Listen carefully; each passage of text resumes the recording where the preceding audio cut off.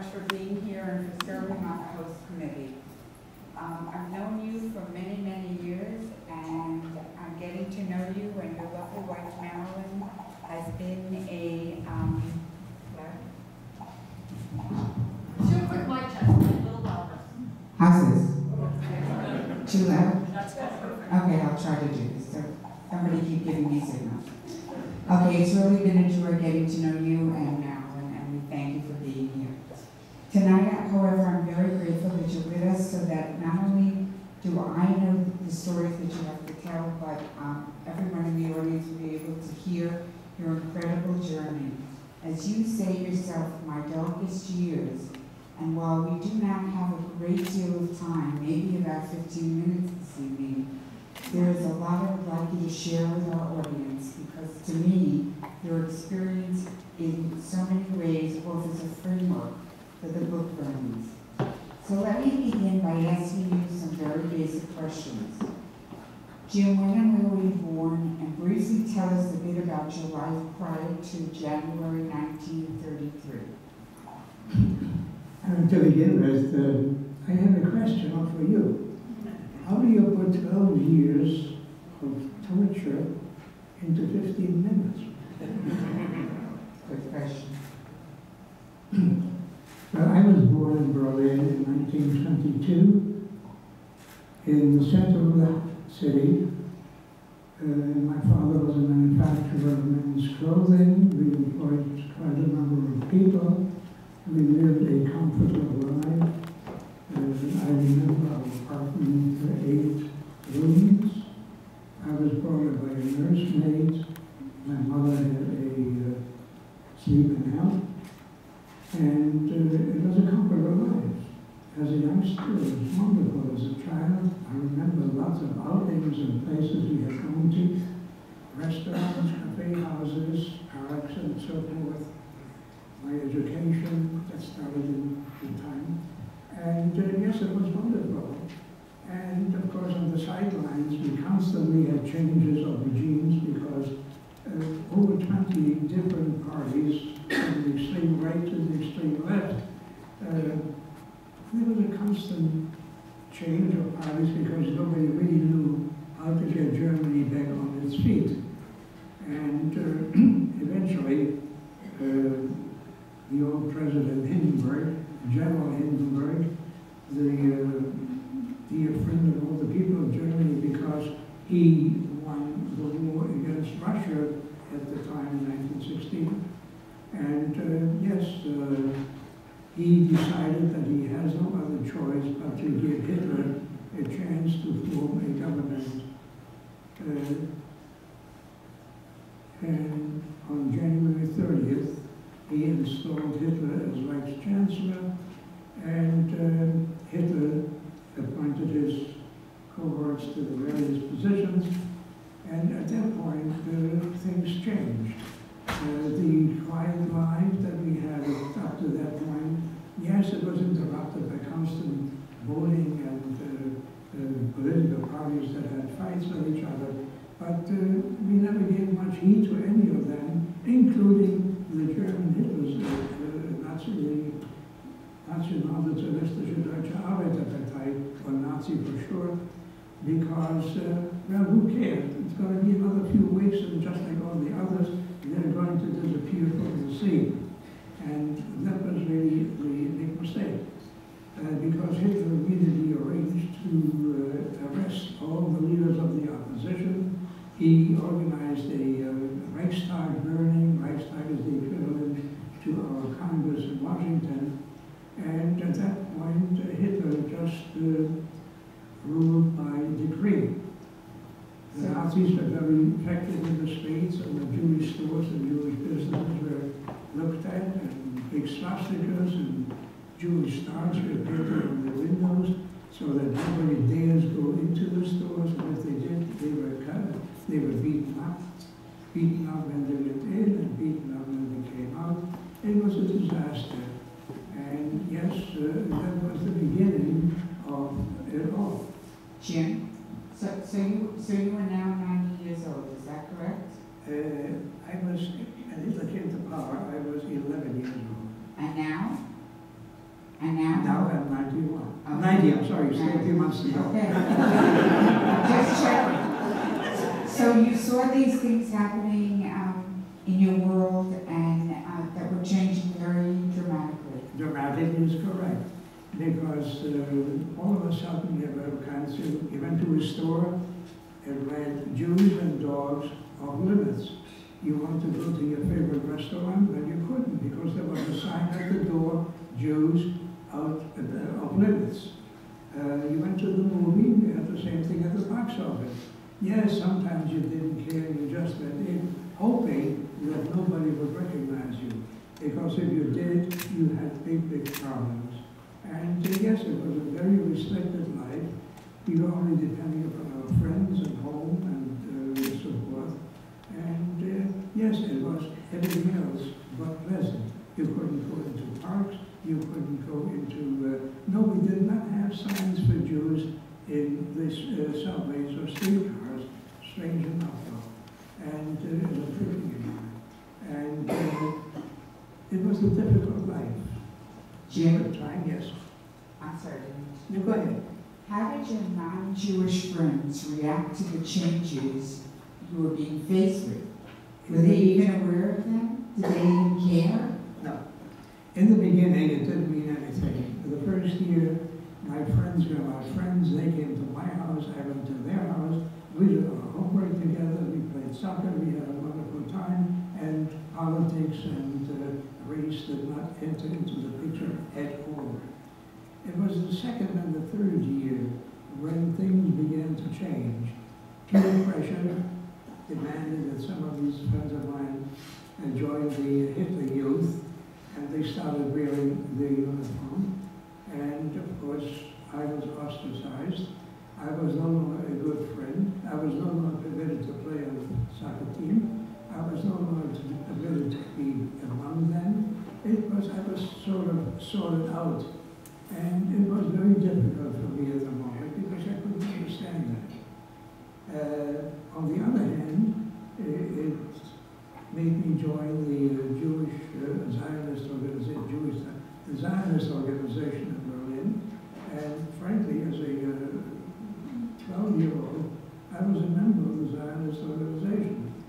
And we had fun as youngsters because we were all Jewish of the same problem. And yes, that was the life that I had. I gather you were kicked out of gymnasium? Yes. And why? Why did this happen? After grade school, you could either go on to high school or or you had a chance to go to a gymnasium, which was a school of higher education. It was a 9-year program, and at the end of which you were permitted to apply to the university, to the faculty of which was medicine, sciences, law, or whatever else pleased you. And yes, I was there fine, and after the third year, one day I was called to the principal office. He gave me a note to present to my parents, and there I very simply said that I am no longer permitted to enter and come into school.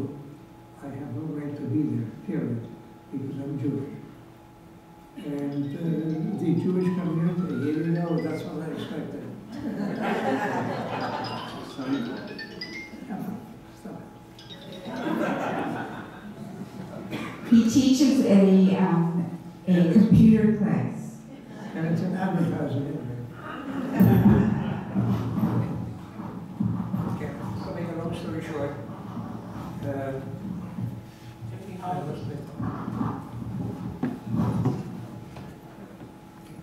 He came to the principal, he had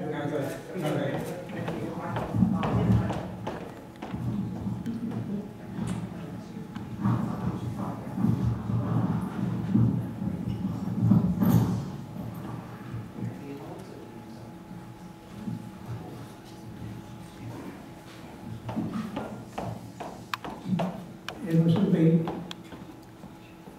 no longer school for me, and the Jewish community in Berlin operated a number of Jewish schools, and not just grade school, high school, and eventually they were forced to open up a gymnasium. And I was lucky enough to get a spot in one of those classes, Please bear in mind that the school had classroom sizes for 25, maybe even 30 students, and the class that I joined had over 50 students in class. So some of you are teachers and have a pretty good idea what a classroom like that looks like. But on the other hand, we were lucky because the teachers that we had were not addressed as Herr or Frau, and they were addressed as Doctor such and such or Professor such and such, because they were all the people that had been kicked out from their position in German phases of schooling. So it was good in one way, and yes, I had a wonderful education because of that. I did not complete my education because 1938 came along, and my father and I were arrested, and as I said, 15 minutes for 12 years. I'm going to tell them later how to find out the whole story. In 1933, you lived near where the book burnings took place. Yes. What do you recall about the burnings? I lived about a mile, maybe a mile and a half away from the place. As I said, we lived downtown in the center of the city, and it was a short walk to the Humboldt University or the Opera or some of the places there.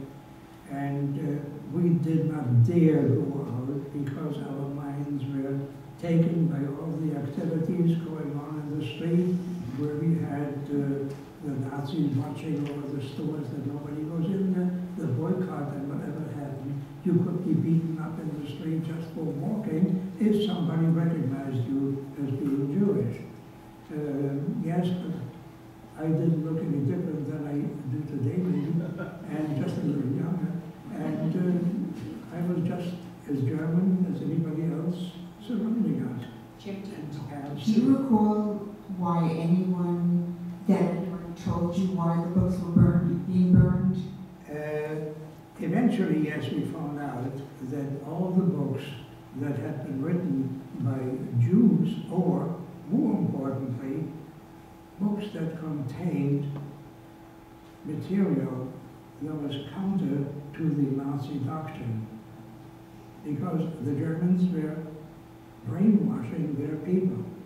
They were not permitted to read any foreign newspapers.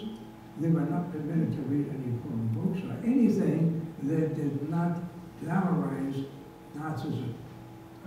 That was the reason for it. It was not necessarily directed against the Jews. It was basically directed against the German people not to get involved in ideas that are wrong. Did you ever meet anybody whose books were burned or whose films were destroyed?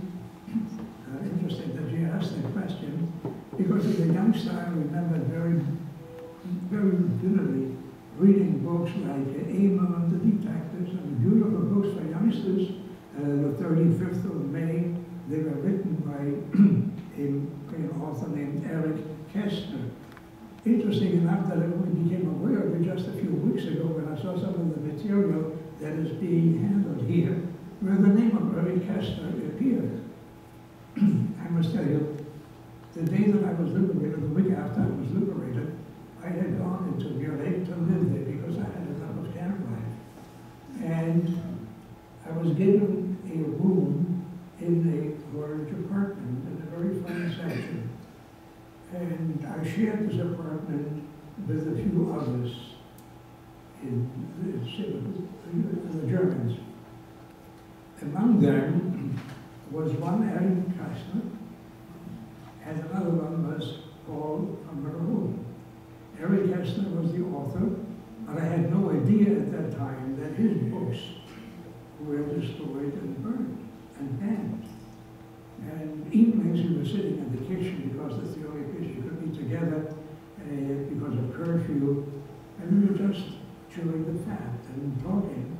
And every time they came to me when I was starting to talk about my past experiences, because they all wanted to know what happened, Eric Kestner was somehow on the sideline. His eyes were red and he started to walk away. He was never really getting involved in the discussion. And to this day, I don't know why, but I can imagine that he hurt personally every time that I spoke, because he saw himself maybe in my position. I don't know whether he was half Jewish or Jewish or whatever the reason was, or where he was during the war years, I have no idea. But it was interesting for me to know that I met Eric Kester. I hear tell, Jim, that you met Albert Einstein. Could you share that story with us?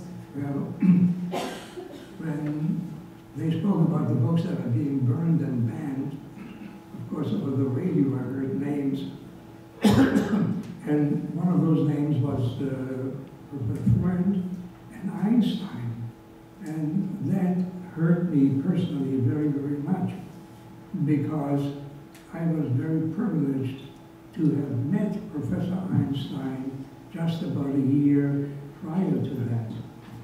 When in Berlin, my teacher, her father, was Professor Falkenfeld in medicine, and a close friend of Einstein's.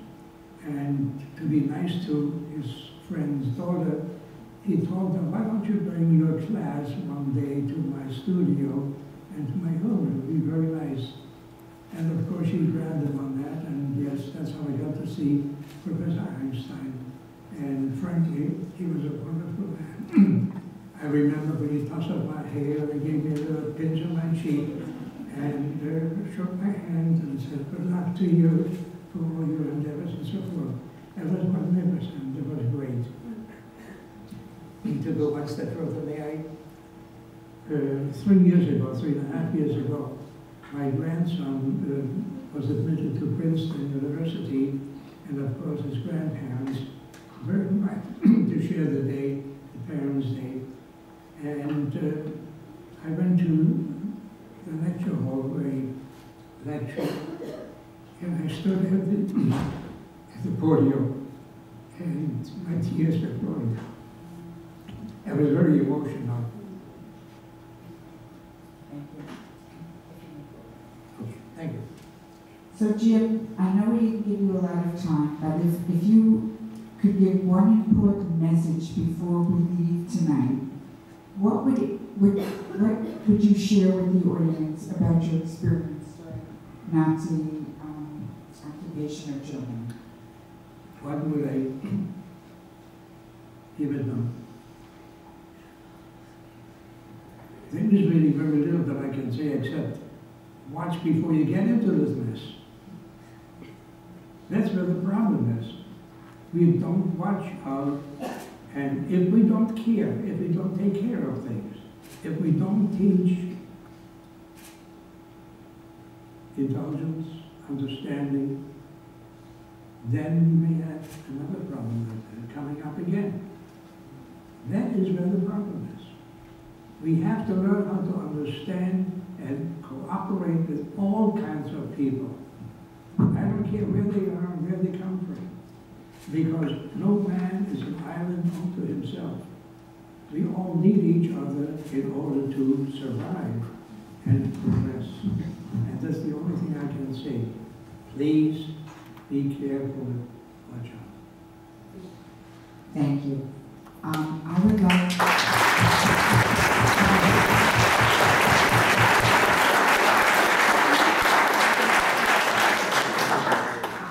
like to thank Jim, and I'd also like to invite any other Holocaust survivors who are in the audience this evening. Would they please stand?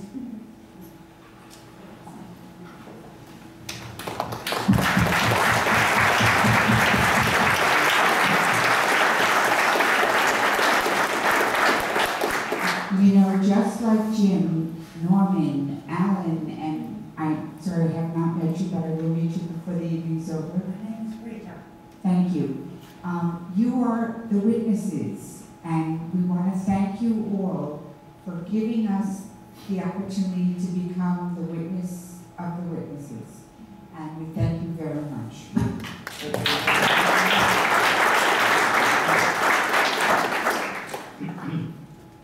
So Jim wrote a wonderful book, and I'm telling you it's a wonderful book as the Holocaust studies person from Palm Beach County Schools. Many survivors write books, and they all want their books to be remembered. Not every book is good, not every book is worth reading. This is a wonderful book.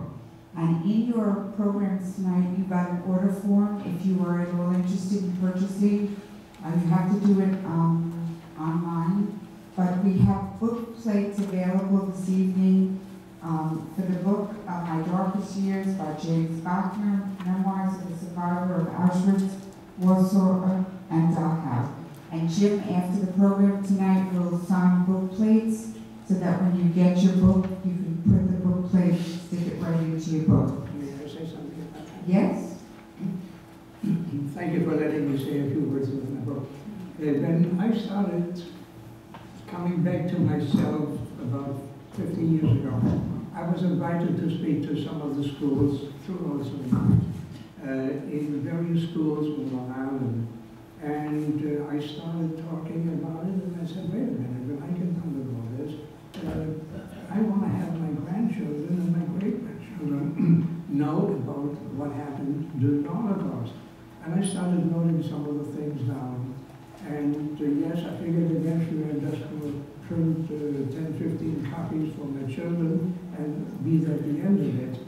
But no, Professor Berger, who is not here, but Alan Berger, who is the director of the Holocaust Studies program at FEU, and other friends of mine who read the manuscript insisted that I publish it.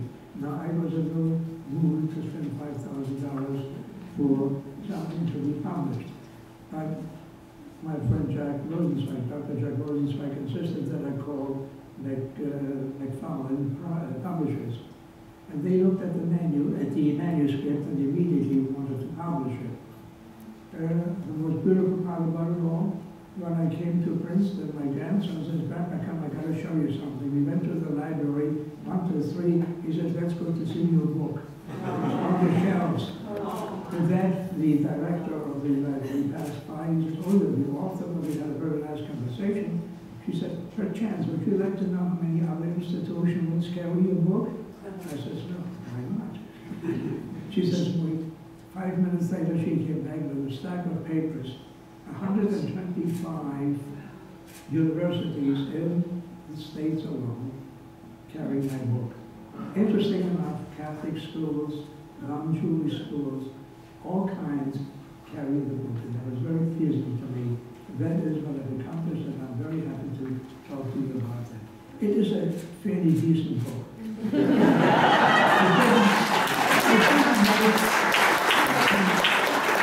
It didn't make the New York Times bestseller because I didn't promote it properly. Jim, we want to thank you. We have an early Hanukkah present for you. It's a Tiffany votive candle. And for somebody who came from the darkness, you have given us light. You have taught us that through education and commitment and speaking out, we will all be much better off and have a much more appropriate world. So we thank you very much. Thank you. Thank you.